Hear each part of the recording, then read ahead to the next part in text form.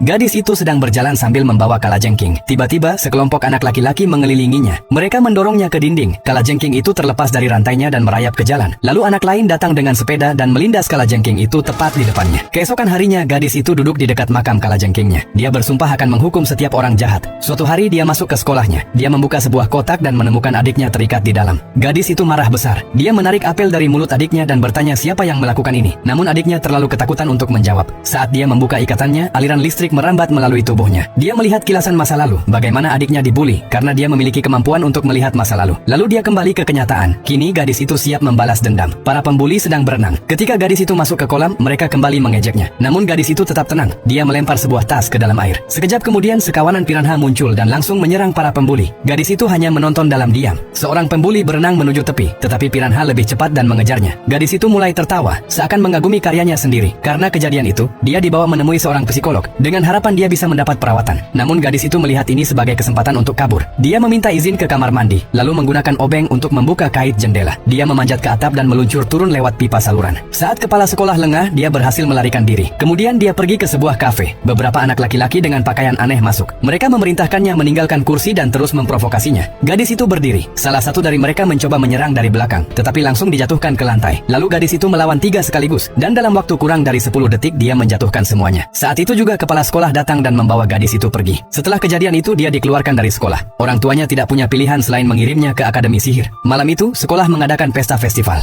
Gadis itu mengira ini kesempatan untuk kabur, jadi dia berlari pergi. Namun tiba-tiba dia tidak sengaja menabrak seorang teman sekelas. Kekuatan supernya terpicu lagi. Dia melihat sekolah dilalap api dan teman sekelasnya itu berlumuran darah. Gadis itu segera mengejar temannya dan memperingatkannya untuk berhati-hati. Namun temannya hanya tertawa. Sebelum gadis itu bisa bereaksi, temannya menggunakan pikirannya untuk menekannya ke pohon. Ternyata keluarga temannya adalah peramal. Mereka meramalkan bahwa gadis itu akan menghancurkan akademi. Tepat saat temannya akan membunuhnya, seekor monster tiba-tiba muncul dan membanting temannya ke tanah. Jadi apakah kamu menyukai gadis ini? Tulis di komentar.